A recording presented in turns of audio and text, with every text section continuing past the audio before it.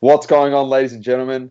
We hope you're still living, loving, and breathing sport. I am Dom. This is Double Coverage, and I'm with the great man Sauce and another special guest. How you going, Sauce? Before I introduce him very quickly, I'm good, Dom, and very stoked today to get back on with the great man. That is Chris. Oh, let's give him the introduction. Chris McGill, aka Chris Hoge, aka the Godfather of Data, and also aka, and our favorite one, number one follower and listener of the Double Coverage podcast. How you going, mate? It's so good to have you back. Doing well. Thank you guys for having me back on. And we were talking off pod, but I just want to give a shout out on pod. I appreciate all the content that you guys have been putting out, Double Coverage. Appreciate you guys being willing to appear on the Card Ladder content feed.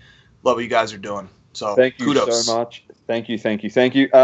Without further ado, we're going to give you a quick rundown. We've got Chris on for a limited amount of time today, and thank you for giving up your time to jump back on. But we changed the format. Everyone knows who Chris is. I'm not going to get into the whole, Chris, where did you start from? Chris, what's your background story? Go listen to the first podcast we did with Chris if you want that info, which is our highest played podcast on the show. So that's still up there, hasn't been dethroned just yet. So we're changing the format today. We're going to go one-word question. So I'm going to drop a word. We're going to start with card ladder, for example. And then Chris is going to give us a bit of an insight into what's happening there, and we'll just create a bit of discussion. So, Chris, card ladder, what's happening? Talk to us. Card Ladder, daily sales volume in the hobby. So I think the most important piece of data that we publish is available on the free-facing website as well as the premium website, and it's just it's the total sales, absolute dollars that happens every day of the 7,500 plus cards that are in the system.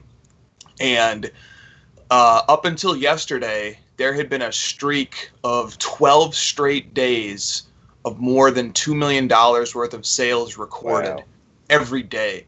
And to give that some, and that's over 7,500 cards. And many of them are cards that sell a lot, but still, that's a phenomenal number.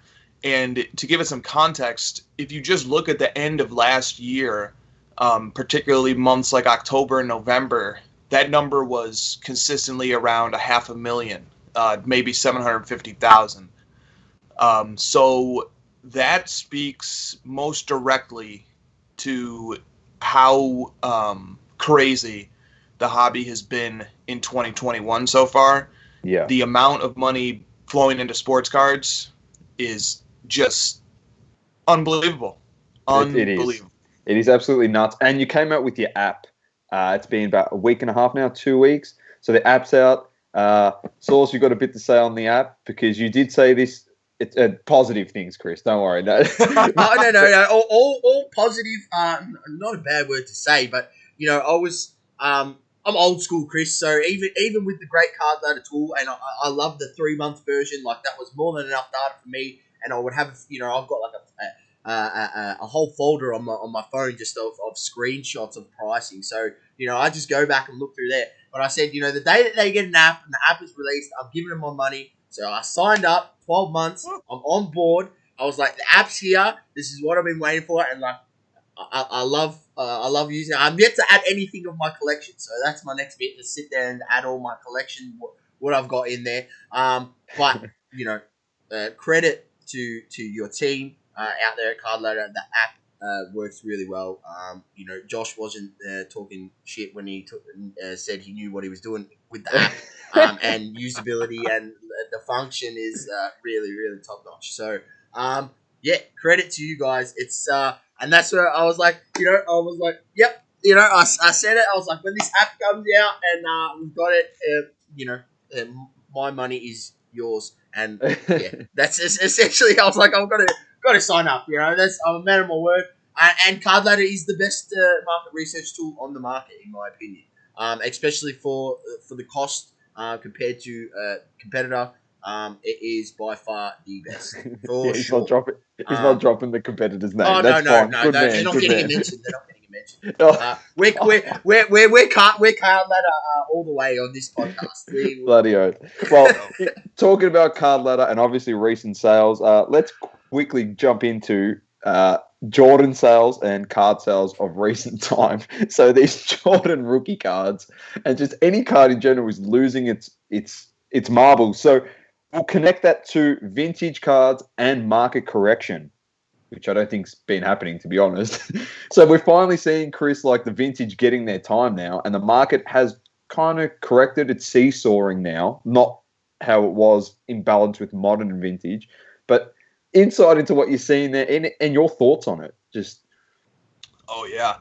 Well, here's a fun take. So we all kind of witnessed, and I believe I heard you guys talking about this. I think, in the hobby generally, we've seen, what I'm calling the flight to the GOATs. People are going to Kobe, LeBron, Jordan, and vintage guys, and it's not just in basketball. Vintage baseball, Clemente, Jackie Robinson. Mickey Mantle, obviously. That Mickey Mantle PSA 9, $5.2 million sale was pretty huge. But you know what's amazing? Think about the Super Bowl. You had the prospect of all prospects, Patrick Mahomes, the baby GOAT, going up against Tom Brady, the older GOAT, and the real GOAT, perhaps you might say. And Tom GOAT. Brady. There you go. And Tom Brady won, right? And so it was like a validation of what had been happening in the hobby. The hobby had moved to the GOATs, and then the GOAT wins in Super Bowl as well. So there definitely has been this flight to the GOATs, and then I think that event really made a lot of people feel good about their choice. Even 43-year-old Tom Brady still winning. So you're right, man. We've seen it let me tell you. Here's a theory. I wonder what you guys think about this. Many people own or once owned or have some connection to the 1986 Fleer Michael Jordan rookie card. There are many copies of it in many different grades. It's very scarce in high grades. Pop 316 on the PSA 10. But at the minimum, people own other rookie cards from the 1986 Fleer set. Everybody almost has some sort of tangible connection to that set. And so it can create a big momentum. As soon as Michael Jordan rookies catch on, the flight to the GOATs is happening. There's not a person with a bad word to say about it. Everybody loves to see it happen. It's just everybody has a connection to that card. But then you said kind of seesawing. The market has stabilized. It had an unbelievable bull run, but then it stabilized, right? So like we saw MJ Fleer PSA 10 do 720K at Golden, then it did 645K with Heritage, and then it did 615K with Golden most recently. So, it's taken a step back, but 10 steps forward, 1 step back, it's still a net positive 9 steps forward. So I'll throw that back to you guys. What's your sense of this? Seeing such a popular card go up so much. How do you process this? Do you think it just keeps going and going? Do you think we're gonna stabilize? How are you guys feeling right now? It's a tough one. We've seen something similar. This dramatic rise, over a short period of time during the Last Dance, especially in regards to Michael Jordan cards. And we've seen his rookie. I think it went up to 250,000, and people thought that was bananas. But we genuinely think both Dom and I will be like, at some point this card will sell for $1 million. And I think it will be like a status thing for the person who pays that price.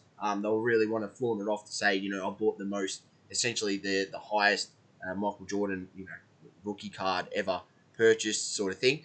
But where I fear is, and I'm not going to bring up his name, but the guy who got the Lemon of the Week a few weeks ago, 2 weeks ago, and he brought up a point in his latest video, which was about these fractional companies and how it could create sort of a false underlying of price of how these cards get fractionally bought by the average person who can't obviously spend $750,000 on a Jordan rookie card. That gets bought out by his rich mate at a higher price, and then they list the other ones that they bought cheaper at $300,000, $400,000, or whatever they've maybe stashed away at 800,000, and then more fractional people buy that one, because when you got something fractional, and there's that much interest, if every person was like, oh yeah, I'll put like $50, and there's that many people in the hobby, you easily get up to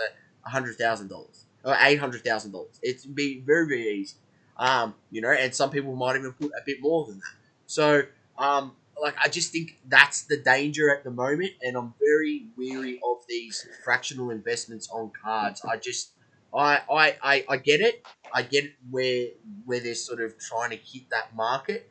We have actually had contact with one of the fractional companies that's still yet to launch. They're sort of in their startup phase, and we asked them, to come on the podcast. We hope that they do eventually come on the podcast, because we've got some questions that we want to ask these companies, and find out more information, because I think everyone's just happy to see what they could make, but not actually seeing what could be the underlying issue with these fractional companies all popping up. As Chris said, my stance on it is like, the writing was on the wall for this to happen eventually, in terms of like a card like this Fleer Jordan rookie. We said it from the beginning of like starting this podcast, and we asked you the first time we sat down with you, why is it that vintage is so underappreciated and the modern guys are getting love? And as John keeps on saying, and a lot of other people in the hobby as well, it's just like, we completely understand that there's a massive print run of all these cards, but the pop on these cards out of 10 is so low compared to Luka 10s. It's like, so regardless of what people are saying of like, oh, it's a junk wax era and there's cards everywhere, it's actually relative, because it's exactly the same as what we're living in right now. It's just people aren't willing to do the research to see that it's actually at that point. So that's where it's a bit odd. And as you said, there is various grades in that Jordan card, as well as a lot of the other old school cards. But it's just like the way that they were printed, centering, the edges, because they're so old. People need to understand that like these cards are close to 40 years old, some of them. Like the fact that Mickey Mantle sold for 5.2 at a PSA 9, and there's a PSA 10 out there, which we know of, that hasn't been sold. It's in a museum. The fact that they're in such good nick for a card that is that old is unbelievable. But I think vintage are having their moment. I don't think it will correct in terms of like modern will go back on top. The only way that'll happen is if Luka or Trey or Giannis win a title. It might swing it back in favor of modern. At the moment, I see vintage just staying up there. Kobe's obviously taken off now as well. I start seeing like Duncan's are doing their thing. Soon it'll be Magic will get his time. Birds are getting his time as well. So it's all there, but I'm with John with the fractional investment. That is actually the next question. Before we move on with this point, just one thing to know. I seen someone on IG. I think his name's Kappa G Cards. He puts out daily videos. He puts out good content. I like. He's great. Right? Yeah, he's good. And he spoke about like be wary. Just have a think. This Shaq PSA 9 tops. His tops rookie, not the gold, was a $40 card just a few months ago, and now it's a $300 card, right? What gives it the right to have that jump? And I responded back like, well, if you have a look at someone like Ja Morant's base Prism card, PSA 9, with a pop of nearly 10,000, in the last 6 months, that hasn't dropped below $100. Now, what gives Ja Morant the right to be at that price when he's accomplished absolutely nothing in his career? Like, why is it that you're questioning that Shaquille O'Neal's price is that high when actually it probably should be that high with a pop of only 5,000 or 6,000? So it's 4,000 less than Ja Morant, but yet it was selling one quarter of the price of the Ja Morant essentially. You can't hide away from these things. We've got Card Ladder to look at the data and go back and I compared the two players and I'm like, well, it just doesn't make sense. Like, why are you paying so much for a Ja Morant? Never dropped below $100 PSA 9 in the last 6 months, but yet Shaquille O'Neal, you're questioning that Shaquille O'Neal's rise when he's got 4 championships, he's won MVPs, he's won Finals MVPs. Like, his accomplishments in the game of basketball. Like, there's not many players that are going to have those accomplishments when their careers are finished. So, I just think it's a valid validation. Like, do I think that card should be a $300-400 card with that amount of pop? No. But do I think that card should be double the price of Ja Morant consistently, or maybe double and a bit? Yes, it should be. Because when you compare the two guys and what in my opinion, I've always said, buy accomplishments, don't buy hype. Because, buying hype can always leave you holding quite a bit of, or holding the bag, as they like to say. So, look, that's my point on that, and I think more people need to have a look at it and think of it in that manner.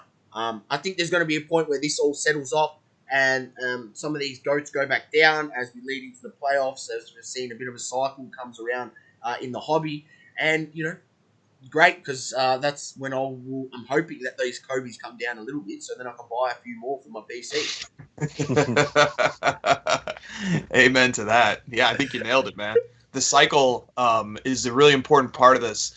And, it is interesting to note that the flight to GOATs coincides with all of the key NBA prospects being at least a little bit underwhelming to start the season.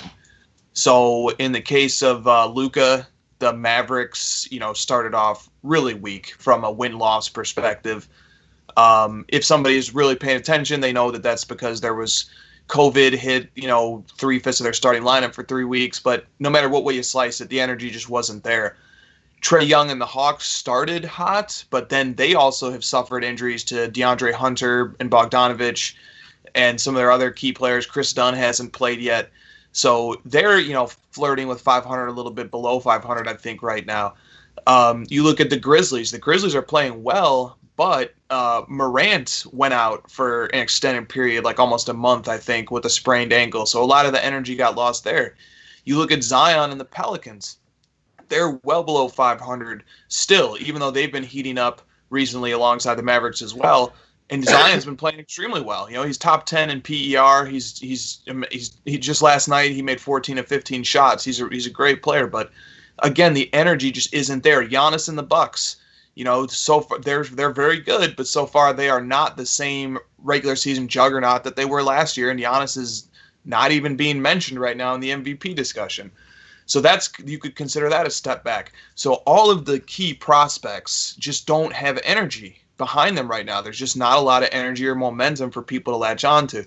But then, like John said, once the playoffs come around, if the Atlanta Hawks are going to be getting into the playoffs, if the Mavericks are going to be getting into the playoffs, if the Bucks figure something out, and then you got like guys who are, from 2017 class, they don't seem to always have as much energy, but they are sneakily doing quite well, which is you have Tatum and Donovan Mitchell. Both those guys are on good teams. 2015 class, you're talking about Jokic and Devin Booker. Both of those guys are quietly doing well this season. There could be a lot of momentum for the younger class going into the playoffs. So I think keeping in mind towards the cycle is really a good insight there from John. Definitely. That's what I've been doing. I've been buying a few modern guys, getting ready to flip them on that lead up, because they've taken quite a hit. Exactly, but that's the whole game, really, at the moment.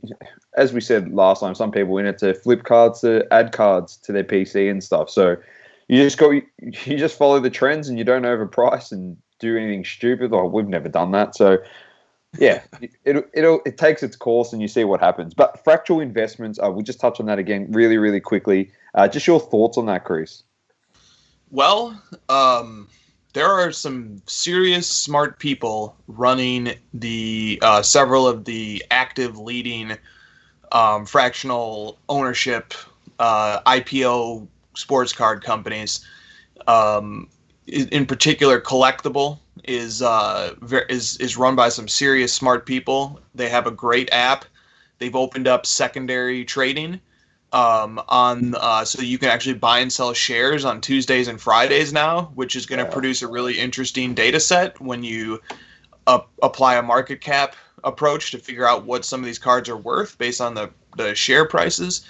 And obviously it's not that simple, because if only one share trades, then it's hard to derive a price. There's lots of little flaws with trying to derive a price from a market cap like that, but it will be interesting. It'll be interesting data. And also, I should let you guys know, let the audience know, I do have, a friendly relationship with Collectible.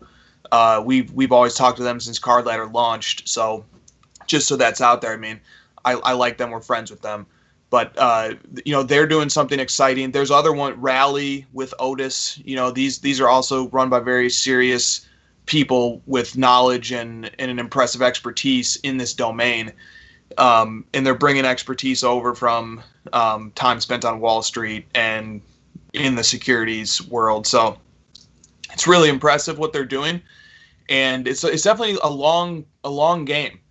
I don't think anybody's planning to get rich quick off of doing IPOs of sports cards. Yeah, that's gonna take a long time for that business model to develop, to smooth out all the wrinkles, to trial and error all the different things, like the secondary trading platform, being able to buy and sell shares. Like, it's going to take a long time to smooth all that out and to really build up a momentum for this and to build up a big enough catalog of items that, it's really becoming profitable for the entities that are making these offerings. So I like that too. I like that there's a long-term game for these guys, and that this is all with a mind towards the long term. So I think it'll be interesting, but as a collector, if I have $1,000 to spend, I'm always going to buy a card that I can then own myself physically. I can look at it, I can enjoy it. I do the research, I go find it, I wait for one to pop up on sale on eBay, stuff like that. As opposed to, as a collector, I'm not going to put $1,000 into the share or several shares of a card. That's just not the way I enjoy the hobby, and I'm just not really an investor, period, in any aspect of life. So the investment dimension of it doesn't get me excited. What gets me excited is collecting cards. So there's a couple different dimensions to it, but I think it's a very interesting part of the sports card industry, and it's worth keeping a close eye on and rooting for. I hope it does well.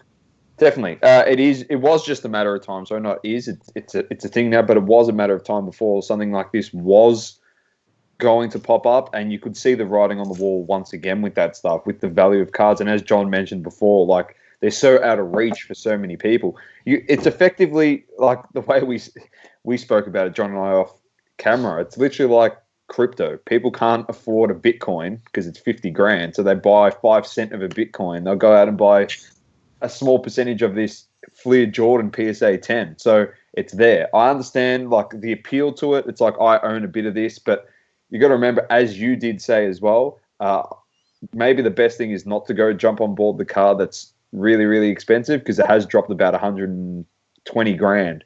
So everyone that's bought in has lost money. I understand it's going to get back up there, but then I just feel with that card, just specifically that card, so many more are going to get graded now because of the value of it. So I expect the pop to start going up a lot more.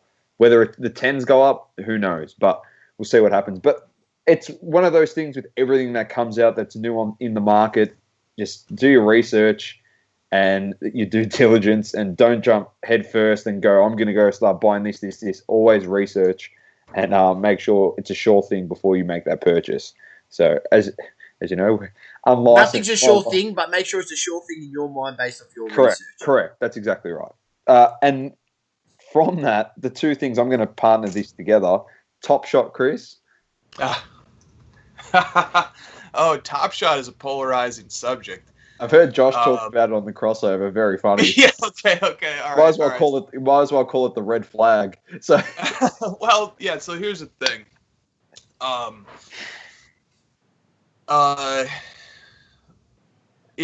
It doesn't appeal to me for the same reason that owning a share of a sports card doesn't appeal to me. And there is something about Top Shot that I just think like people need to honestly appraise personally, which is that. So Mark Cuban tweeted an article that was published to his blog that was making the argument for Top Shot.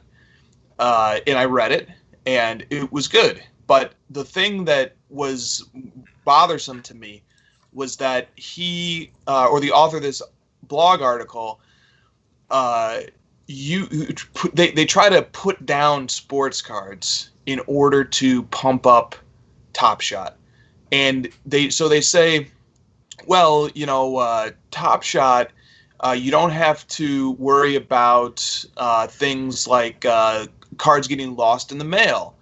You don't have to worry about returns. You don't have to worry about time lags and waiting for things to arrive, and you don't have to worry about your slabs getting damaged. Top Shot removes all of that, and it just lets you own these moments, these digital moments, and that's true. These are all perks of Top Shot, but the difference is the reason why I love sports cards, and I think many people do, just is not present with Top Shot. So there's no physical dimension to Top Shot at all. It's a digital wallet of videos. Whereas with cards, there's the whole physical component to cards, whether it's opening them from physical packs, whether it's owning slabs, being able to look at and appreciate the cards. And then there is something special about a card being limited in production physically as opposed to digitally, even though blockchain prevents, further creation of items once it gets logged. I don't know how blockchain works, but this is what I'm told. So, okay, but that's the only point that I want to make here is that, Top Shot is not the same thing as sports cards. So as long as the discussion around Top Shot is honest about the fact that, the other big reason why we love sports cards, there's a nostalgic connection to childhood. I would have never gotten involved with sports cards if I didn't have this gigantic, pile of them that I was able to rediscover in 2016 when I came back in.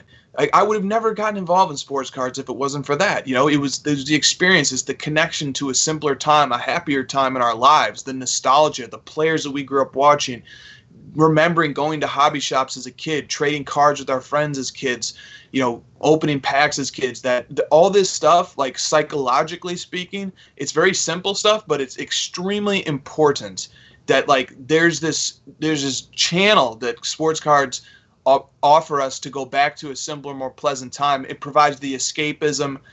All of these emotional, psychological components of sports cards are very important.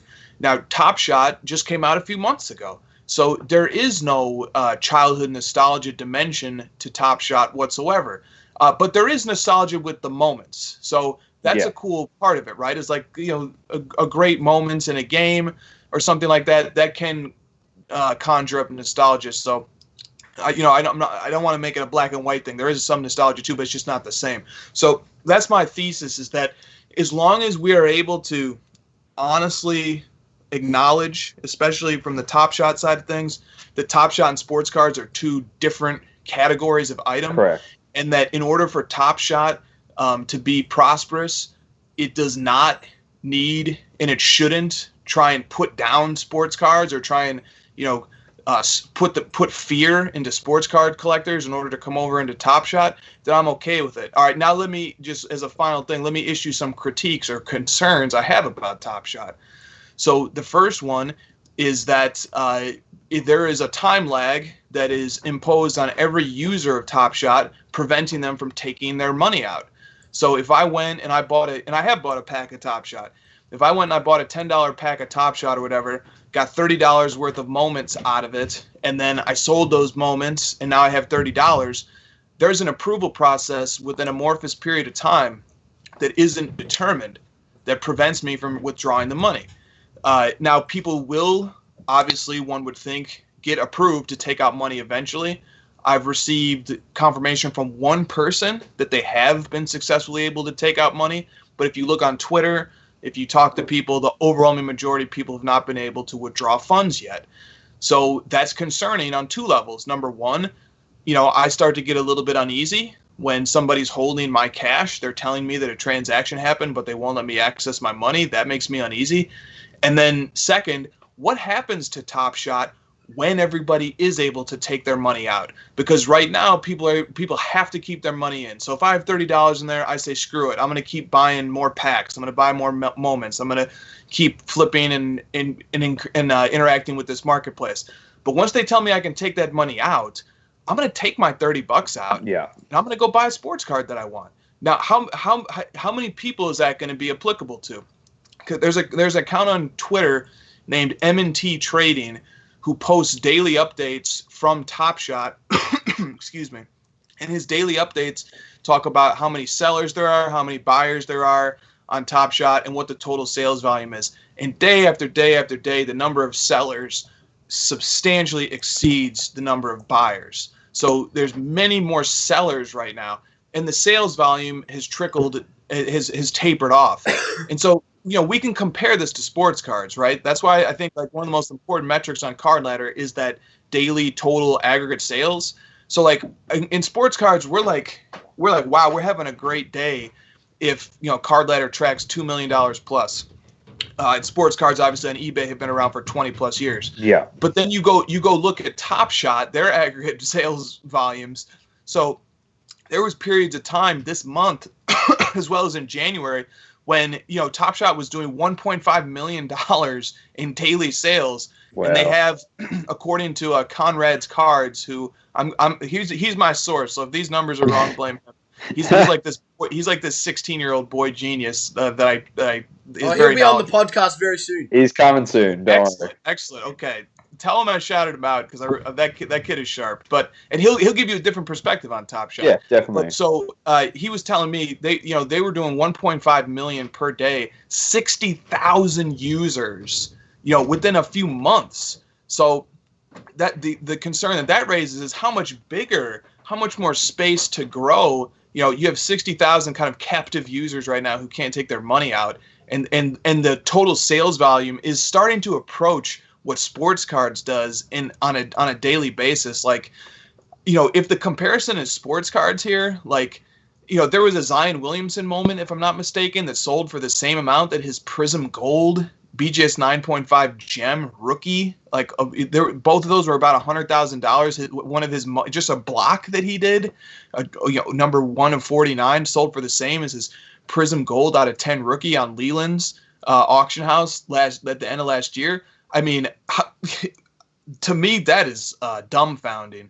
So, there's some thoughts on Top Shot. You can tell I've thought about this a little bit. Yeah, just a little bit. I just Sauce and I did mention about Top Shot that, and this brings it back to your point because I didn't realize that there was that many sellers outweighing buyers. But if they're trying to capitalize, what's to say that they don't start releasing, like, I don't know if they have rights to, but vintage clips. We said it on the podcast. What happens if a Michael Jordan, the last shot he took against Utah in the finals, becomes a clip and someone pulls that? I can assure you it's going to go for $500,000, like without a doubt, maybe even more. So they could probably capitalize with that vintage thing. Just the last thing on that is, in terms of digital stuff, what's the difference between Top Shot and going and buying a Panini blockchain card? It's still a digital version of the card. There's actually no difference. So that's why, like Mark Cuban, I did see that stuff. It was quite funny because the technology is already there for sports cards as well if they really want to enter that avenue. So it's going to be a competitor regardless to Top Shot. But I agree with you that they both have their own market and they're two different things. They're not the same at all. One is completely digital and literally the consumer owns you and owns the clip as well as you owning the clip. But with sports cards, the company will own you, Panini. But when you do buy their product, you own that physically and you have it. So they're completely different. The last thing we do want to get into, hopefully we have time to smash through this. Saucy, I want you to just give your... We're going to have to talk about Lamont Dave just briefly, but I don't know if you heard the last podcast we had. We got contacted by a marketing agent of someone that has an agreement with PSA, and their client has a big agreement with PSA. It's not going to be hard to work out who the player is, as he has been noted to say, his marketing agent on podcast, that if it ain't PSA, don't bring it our way. So I'm pretty sure we've given it away without naming the person. But he hit us up based off of what Source put in. I know we spoke about grading companies last time, but it definitely has evolved and become a different beast in that time. So Source put out this story. It's on our highlights still now. It's the first highlight thing on our Instagram page. He just said, big ups to PSA, your marketing has been fantastic. You've done such a great job with like Kendrick Perkins and getting it out there. Like, it was probably the first and only time Source will ever give credit to PSA, because after what transpired after he posted this highlight has left a bad taste in his mouth. So he's probably never going to give him a good comment ever again. So it was a podcast with this guy. He was on there. It happened a few months ago, and literally he saw the highlight and he DM'd us. And we accepted the request for the DM, and he just said, I'm so-and-so's marketing manager. And John was pretty fired up, and he goes, oh, well, then what's the royalties that your client got by doing this, by partnering with this thing? And he said, he told John to stay in his lane. That was a mistake. He actually said that. And John came out and said, you actually don't understand. By propping up PSA and doing stuff like this, new heads that come into the hobby are getting severely influenced. And by doing that, you're killing off other grading companies and the meaning and value of their cards to the hobby. And he didn't understand anyway. He didn't respond. Anyway, John went back and listened to the 3-hour podcast, and then he just responded again. One final comment, just the nail in the coffin, as they say. He just goes, oh, no need to reply to this. You gave me all the answers that I needed in that podcast. So just to give a bit of insight to Chris, and I want your opinion especially on this. This is a major thing. And this relates back to Lamont Dave, because he did say that people are coming in with money, celebrities, influencers, and they're spending big dollars and pushing up the value of these cards. And now people coming in, young kids or new heads that have money, are buying these cards at the inflated prices. But not just that. It's just PSA. Like, PSA 9s are killing BGS 9.5s. Like, it makes no sense. So, Sauce, if you just want to touch on to your thought process, and then we'll throw to Chris to finish it off. Yeah, so and my thing was with this, like, if you've got a partnership with PSA, and then you are then going out there and pumping up PSA as the be all and end all of grading companies, when based off what we've understood in our interview with HGA, and he's got quite a bit of money. He did tell us he spent $1 million on ripping product last year. Let me say that again. $1 million, right? So if you've got $1 million to buy boxes and rip open product, you've got cash, right? And also he spent $2 million in setting up his company, and he sent a whole heap of cards, cracked cards, and that's how he created his AI software to grade the cards. And based off his statistics, he found that compared to BGS and compared to BGS compared to PSA, BGS gives BGS 10s at about a 6% rate, and PSA gives 10s at a 600% rate. So it just shows you what's happening, and what I feel is happening is there's that many PSA 10s in the market that now all these influencers coming in, propping up PSA, now inflating the price of the PSA 10s, where they're outselling ridiculously BGS 9.5s in some cards. There's other cards where, the discrepancy is not that much, but then there's just cards where it just doesn't make sense. And then you've got PSA 9s in some versions of cards selling for the same as a BGS 9.5. And then now you've got all these new people that come in, and they literally, this is the perception of people, right? You can tell me whether I'm wrong or not, but I guarantee you this is what happens. They go, oh, BGS sells for this much. PSA sells for this much. Why would I waste my time buying BGS? They don't sell for as much. And this has all been a snowball effect, which was created, over 12 months ago, with, first of all, PSA's marketing, but then also teaming up with these influencers like the one we spoke about. And that was a massive driving force in creating that discrepancy, which has gotten bigger and bigger and bigger between PSA and the other grading companies. And at the end of the day, we're collecting cards, right? And we're collecting what's behind the slab. We're not collecting the label on the slab. It's like saying, now essentially we've gotten to the point where, like with luxury items, we're paying now for the Gucci name. We're paying for the Gucci name of grading, which is PSA. You know, we're not actually paying for the quality of card. You know, I've seen cards that I've got SGC 9.5s, and then I look at find PSA 10s on the internet, and I look at it, I'm like, well, this just looks just as good as a PSA 10. It's a 9.5 by SGC, but maybe their grading standards are a bit more difficult than PSA, based off the statistics that we know that they give them out at a 600% rate. So I've got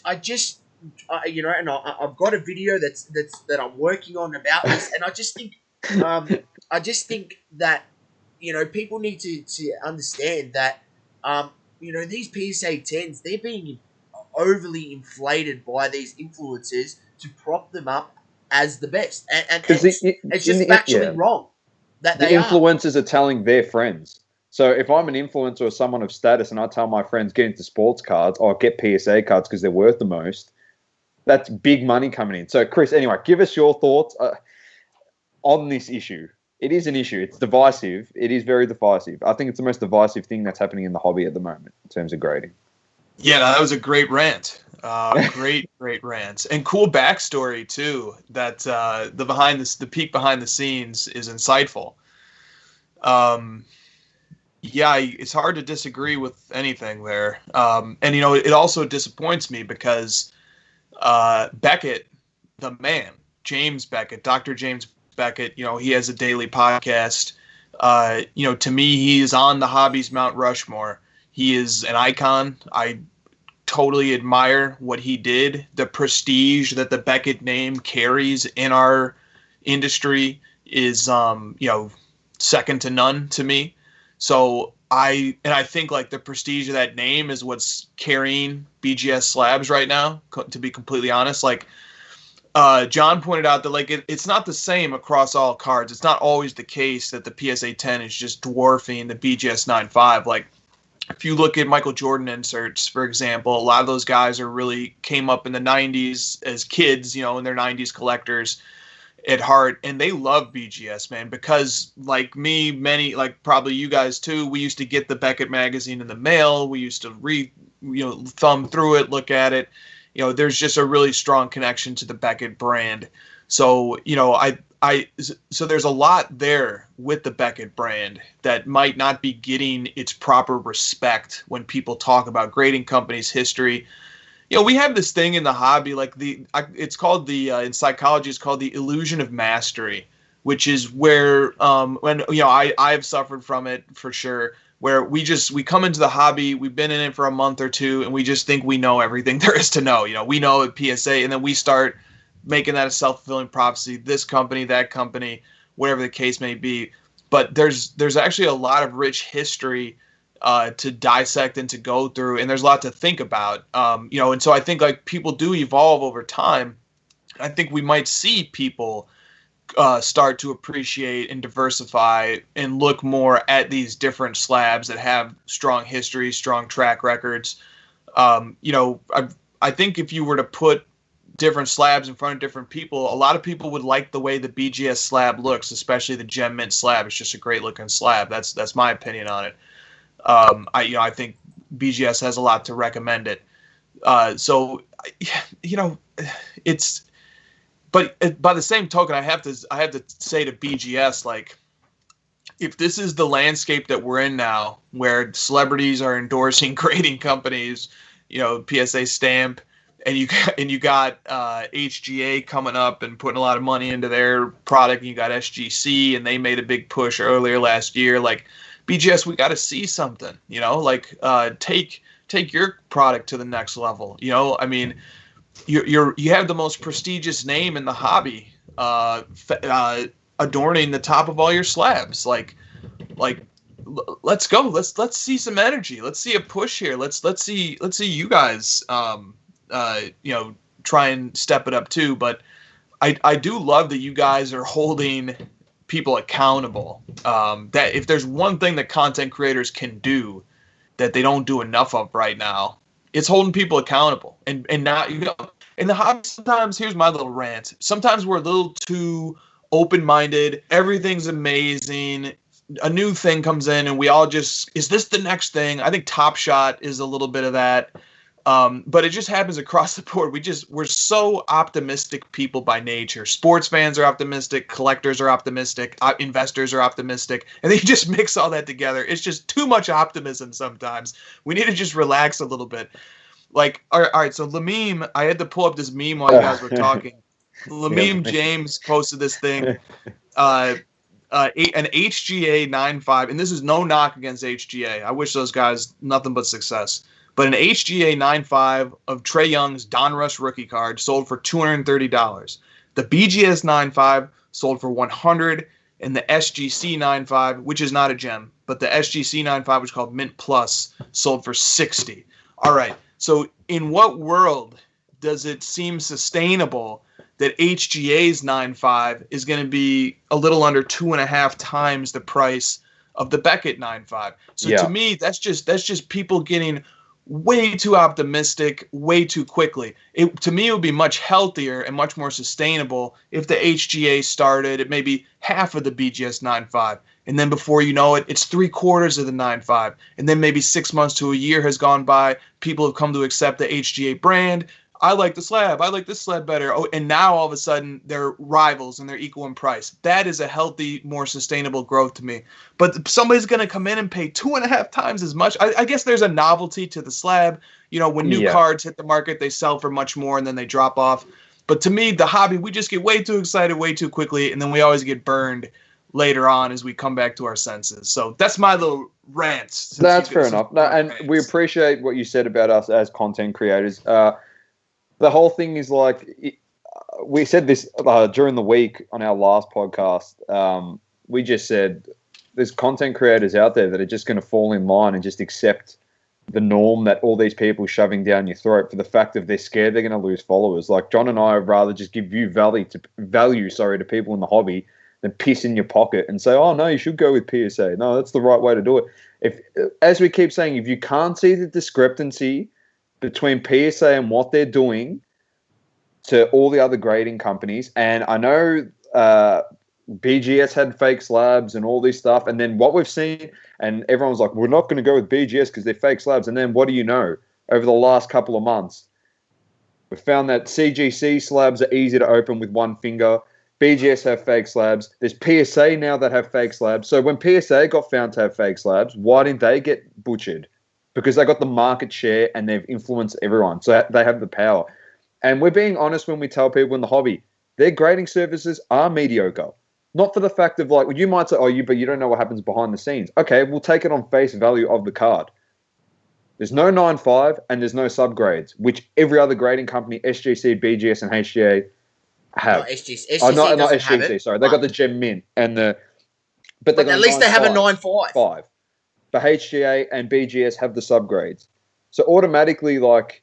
And CGS, which is coming. And CGS, sorry. But I understand what you're saying as well for the HGA. I think at the moment for HGA, that the AI grading technique has got people thinking along the way of like what John and I are actually thinking. And you can mention AI, you can mention, Dom, someone who you're friends with, who's just been sort of in this hobby for 12 months. When he found out about HGA, what did he say to you, Dom? Well, first of all, I said this to Tyler on the podcast. It was very funny. He actually thought it was me starting up HGA. I said, no. I ain't got that coin, man. No, it's not me. But he did say, like, give me a rundown. And all I said is, they use AI to grade their cards. And he goes, it takes out the human element. That's going to be huge for the hobby because we'll get true grades on cards. And as Tyler did say in his interview, that if you do crack a HGA slab and you send it back, it'll get the same grade, because of how the system's set up and the cards are scanned as they go through the process. So I understand, I don't think, and I agree with you to a point, I don't think they should be eclipsing BGS at this current point in time, but I understand that people are looking at it going, an AI card, it's getting graded without human element, so it should be a true indication of its grade. So that's why they're going down that path. Now, the issue Source touched on a couple of weeks ago is if BGS and PSA go down this path and they start incorporating AI, does that devalue all the 10s that have been graded by a human eye? So you could pretty much say PSA would be worthless. and BGS would be worthless in terms of like the value of their slabs, because all their new AI slabs are more accurate than the slabs that they produced prior. So this is the thing now. Like, well, this is where I think someone like Beckett mightn't have as bad of a situation on their hands as PSA, because PSA giving out 10s at a 600% rate. They've got no 9.5, so it's like, oh, is it a 10? Is it a 9? Let's flip a coin. Oh, yeah, it's heads. Yeah, heads means 10. Bang, let's give it a 10. Right? Like, and then whereas BGS, they're still giving them out 10s at a 6% rate. So, I don't think they would be in as bad of a situation. But as I said, if they do bring in AI grading at some point, one of these companies, they're going to have to state on their label that, or a different type of label, that this is an AI graded card. This is not, and then what happens to those other ones that don't have that special AI label? Does it, as I said, devalue their position and what they, how much they sell for it? Chris, honestly, we're just talking about this because we're thinking into the future. Like, I know the here and present, we talk about that enough, but we rather people start putting in the back of their mind that this thing is going to actually be something when it comes to AI in grading companies. Just start thinking about that now before you start going and buying 10,000 PSA 10 cards and then going, oh, why am I holding the bag? Because it's worth, well, it's half the value because it's AI 10 slabs now. Like, just be very careful. We're just trying to It's just like what people pay, that people are willing to pay more for the new PSA Lighthouse slab than the old PSA slab, right? It's going to have that similar situation. And I just bring it back to the point, yeah? We are in the 21st century. We have planes that literally fly themselves with technology. We have a guy who's literally trying to send a rocket ship up into space and land it back on Earth, but yet we are still grading cards by eye. How does that make sense? There you go. So that's all we're saying. You just got to think about. But I do think the discrepancy is so big. They did their marketing was unbelievable by PSA. Anyway, keep watch because Sauce has got his Cannes Film Festival video that he's building. Oh, I can't wait. I can't wait. So I don't know where he's giving me no insight. He just said, Dom, I've been working on it. When it drops, I'll drop it. I said, all right. I'll probably sit there and laugh. He's probably going to put that bloody picture of Lamont Dave that he created in there somewhere. I don't know where. With the lemon on his head. Oh, you peanut. Anyway, lastly, just a quick one from yourself before we let you go. Quick Smoky. What are you looking at? What do you reckon at the moment in the card market? Oh, interesting. Well, I've been picking up Christian McCaffrey. That's my new PC. So, I think it's amazing to find like a nice, established but young football player to collect, because you can get their grails for pennies on the dollar compared to basketball. So I've got his Prism Gold rookie. I've got his Contenders Cracked Ice out of 25 rookie. I've got a bunch of 101 rookies, and I was able to get all those cards except for the Prism. Well, I was able to get those cards for basically one or two Luka Prism-based PSA 10s. So, that's to me like that's just value, and I don't know, it's fun. I like Christian McCaffrey, so I've been looking at Christian McCaffrey. You guys know I collect Luka, but his prices are too high, way too high, and I think I'm going to let those come down more, or maybe they won't come down, I don't know, but if they don't come down, then I'm priced out of collecting Luka, unfortunately. But I will be looking at third-year Lukas, so I think 2020 Prism football looks great. And many people don't think that, so like that's fine. That I think it looks good. We cracked the blaster yesterday, and I like the look of it. I like the look of it too, man. I think it's one of the best looking years of Prism ever. So I'm hoping maybe other people don't like it, and it stays kind of low. Although LaMelo Ball is going to make that product get extremely hyped. But I'm going to be picking up some Prisms. I'm going to be trying to get some nice Prism Golds and Prism Parallels of some of the great players when 2020 Prism comes out. So I'll be looking at that stuff a lot. What do you guys think about? I said LaMelo Ball, and both of you started laughing. I want to ask you. No, we like him. We reckon he's a great player. It's just the way he's transitioned into the market. He's just like, give me a spell. I want to ask you what do you think? What's the number in the first week when that first Prism base card hits eBay? What's it going to sell for? Man, give us an estimate. So we got like Justin Herbert. His Prism base card is around $200 raw right now. I think the PSA 10 is around $1,000. Yeah, $100 it's sitting at there, Herbert. You can pick them up for. I've seen a few eBay Facebook deals. I was gonna buy one or two, but okay. And so Herbert, Herbert almost might be a similarity to LaMelo Ball a little bit. Herbert ended up having a really great year statistically and surprised a lot of people. And LaMelo Ball is, coming around and he's playing really well. So, and we know basketball tends to just command bigger premiums than football, and especially when LaMelo Ball is kind of like the one guy.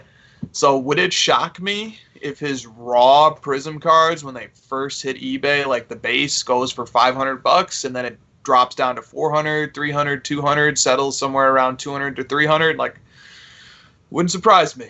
Would not surprise me. I was going to say probably 350 to 500. So the first recorded sale on Card Ladder with Justin Herbert was on the 25th of the 11th last year, and that was 273. Got up as high as nearly 300. And then it sort of just started to come down. So you got to double it because that's a football card. A basketball card, you just double it automatically. Yeah, so he did say 500. I think that's a fair estimate. I reckon that's fair.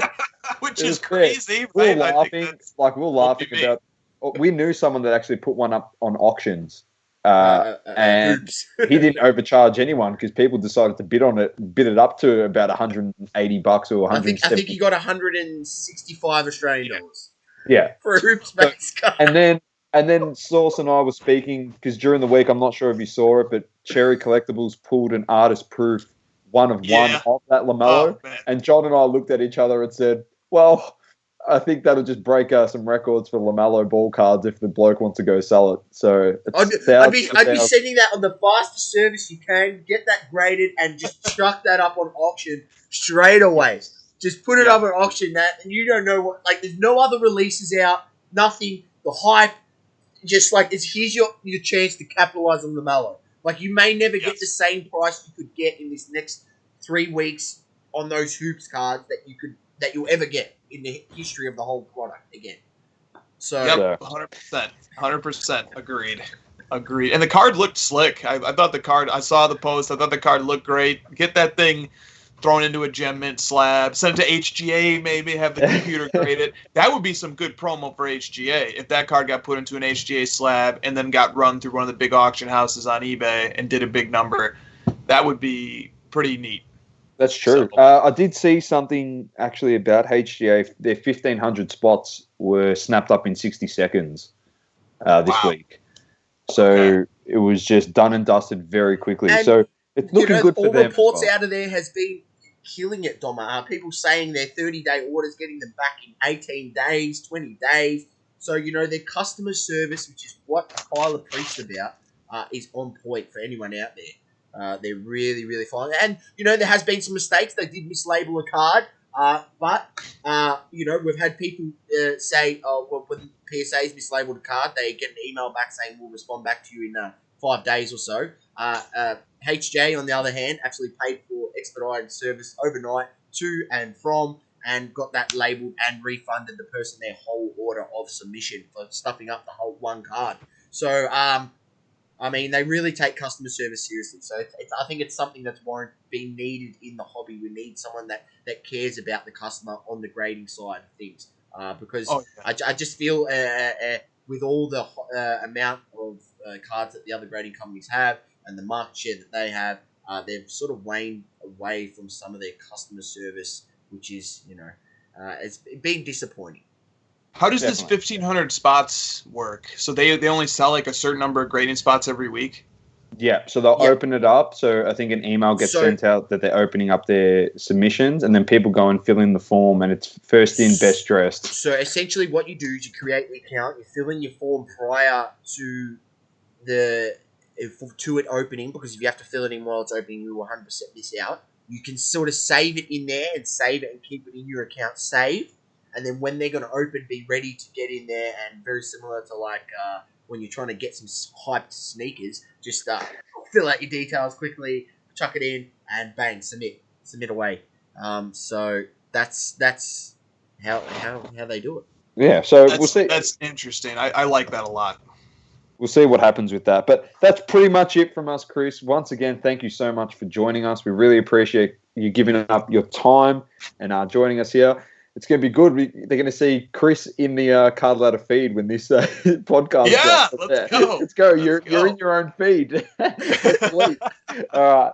Beautiful. Well, it's been Dom, John, and the godfather of data himself, Chris. Keep living, loving, and breathing all sports. Double coverage. Peace. Peace out, ladies and gents. Thanks for having me, guys.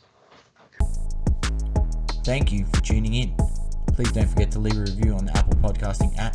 Also, follow us on socials, Instagram, Facebook, Twitter, and TikTok. Talking all sports. Double curve.